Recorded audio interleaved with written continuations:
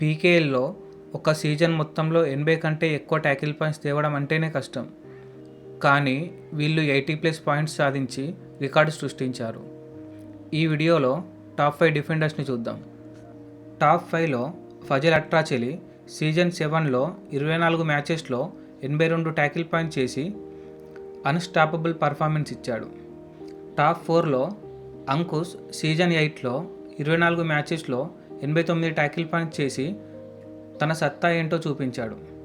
Top 3లో Mohammad Reza Shadloui season 8లో 24 మ్యాచెస్లో 89 ట్యాకిల్ పాయింట్స్ చేసి టాప్ డిఫెండర్స్ లిస్ట్లో చేరాడు.